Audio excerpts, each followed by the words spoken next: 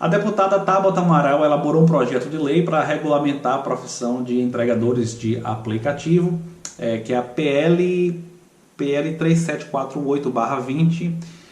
Na verdade existem outros projetos, mas o que está sendo mais comentado é o da Tabata porque é o mais completo, é o que está sendo chamado.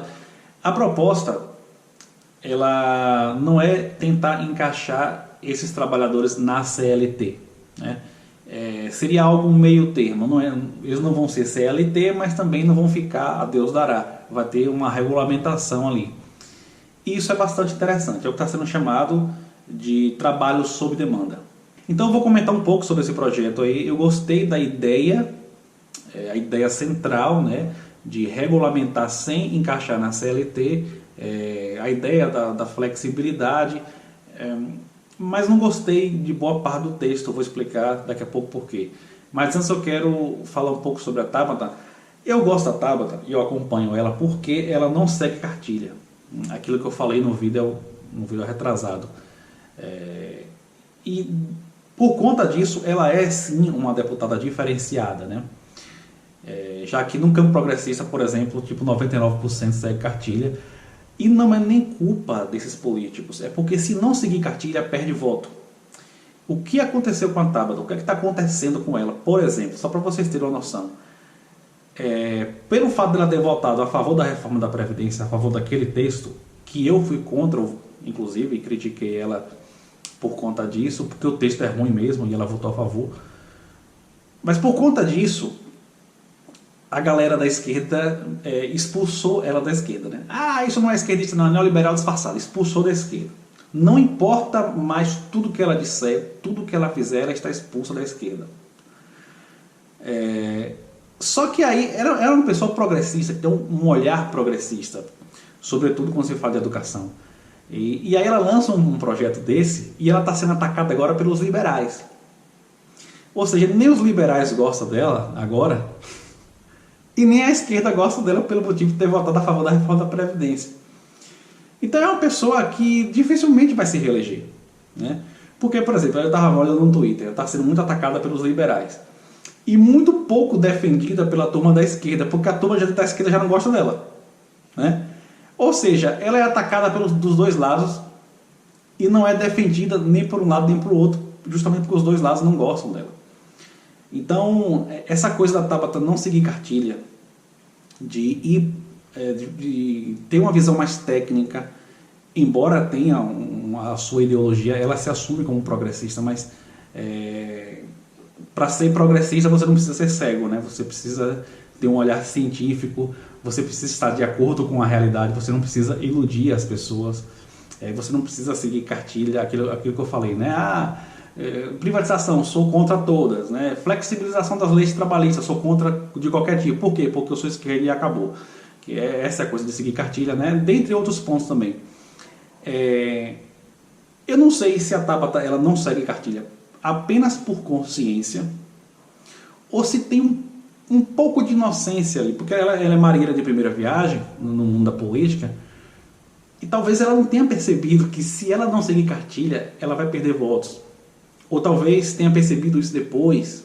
Enfim, não sei se tem um certo teor de inocência ou se é por pura consciência mesmo, que se ela tem realmente noção do que está fazendo, noção da realidade, do que vai acontecer com ela do ponto de vista político.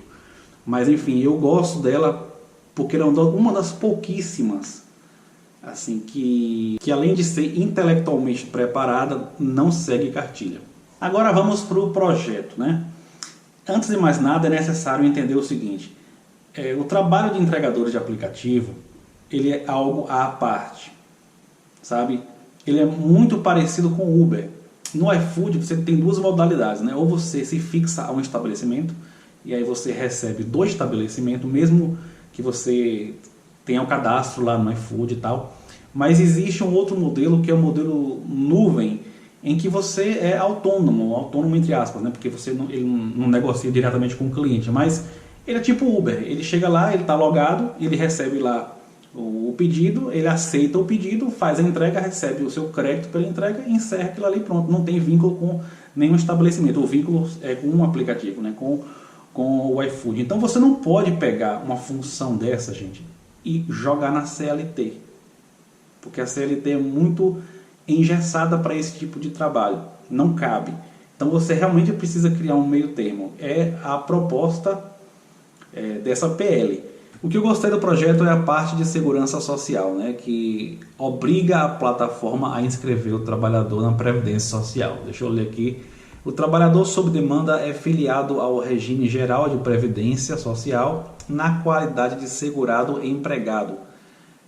E fica a cargo da plataforma a inscrição do trabalhador sob demanda na Previdência Social, conforme dispuser o regulamento, né? Algumas plataformas já têm o seguro por acidente, mas é melhor que o trabalhador esteja vinculado lá à Previdência para ter acesso a todos os direitos. Em relação à obrigatoriedade das plataformas também de oferecer equipamentos de segurança, também é uma coisa que precisava acontecer. A minha birra está na parte da remuneração. Deixa eu ler aqui para vocês. O trabalhador sob demanda poderá ser remunerado por meio de uma verba única, devendo seu valor, contudo, ser suficiente para assegurar um salário hora de trabalho nunca inferior ao salário profissional hora ou ao piso de categoria por hora, ou quando estes forem inexistentes ao salário mínimo hora, em qualquer das hipóteses, acrescido de... Aí ele coloca aqui, né? 1/12 correspondente ao 13º salário, 1/12 correspondente às férias proporcionais,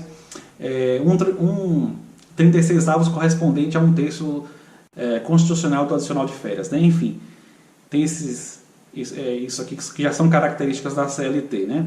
E aí ele coloca aqui, ó, para fins de cálculo do salário hora de trabalho será considerado tempo efetivo de prestação de serviços acrescido de 30% a título de tempo de espera, né?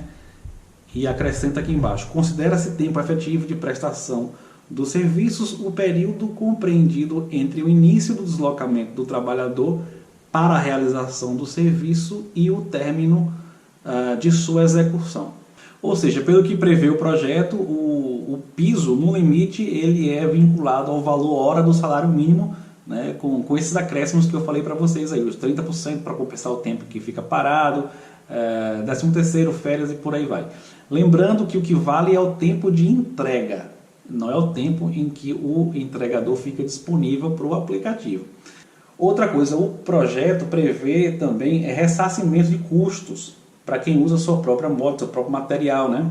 A gasolina, o valor relativo à depreciação da moto e tal. O projeto prevê que o aplicativo faça o ressarcimento. Então, assim, gente, o que eu entendo, a maneira como eu vejo é o seguinte: nessa parte de rendimentos, o projeto entrou em um pântano que não tinha necessidade de entrar. Porque vai calcular o piso pelo tempo efetivo que o entregador usou, o tempo de entrega, e não por entrega. Aí você já pensa, pô, então se ele demorar mais na entrega, ele aumenta esse valor, né? Uma coisa muito esquisita. Eu acho que pode simplesmente estipular um valor mínimo para a entrega, mínimo por quilômetro. Inclusive seria interessante, para evitar distorções, que esse valor mínimo seja também indexado ao lugar onde você está. Uma coisa é São Paulo, outra coisa é uma cidade de 400 mil habitantes, 500 mil habitantes, né? Seria interessante vincular ao tamanho da cidade, por exemplo, para pelo menos reduzir as distorções. As cidades com mais de 1 milhão de habitantes, o mínimo é esse, né? O valor mínimo do quilômetro é esse. Cidades com menos de 1 milhão de habitantes já é outro mínimo. Cidades com menos de 500 mil habitantes, enfim. Pode fazer dessa forma, ou talvez fosse um pouco mais complicado pegar pelo custo de vida da cidade, enfim. Eu só não gosto muito dessa coisa de piso único para o país inteiro, porque temos realidades muito, mas muito diferentes, né? De uma região para outra, de uma cidade para outra, o custo de vida, o PIB per capita, enfim. Poderia ter uma variação do lugar, né, desse valor mínimo aí.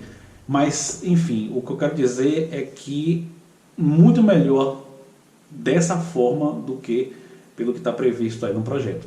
Eu acho que dessa forma fica bom para você ter um meio termo, não deixar esse pessoal Deus dará, ter alguma segurança, mas também você precisa ser coerente com a flexibilidade que esse tipo de serviço demanda, né? Porque se você atrapalhar demais, se você elevar demais os custos para a plataforma, o que vai acontecer é que o preço final para o consumidor vai aumentar, o preço da entrega vai aumentar. Se o preço sobe, a demanda cai. Se a demanda cai, vai precisar de menos entregadores, desemprego. Então as coisas não são tão simples assim. E em relação aos liberais que estão falando aí que tem que deixar do jeito que está, que o governo tem que se meter, porque senão vai gerar um custo maior, vai aumentar preço e gerar desemprego e tal. Ó, não estamos falando da bodega da esquina, ok? Estamos falando de grandes plataformas. Empresas essas que muito, mas muito provavelmente têm uma certa margem de manobra. Então, para de seguir esse receituário liberal que você aprendeu aí na internet, que as coisas não são bem assim na realidade, ok? Enfim, é isso. Se você gostou, dê um joinha, se inscreve no canal, clica no sino para receber aí as notificações.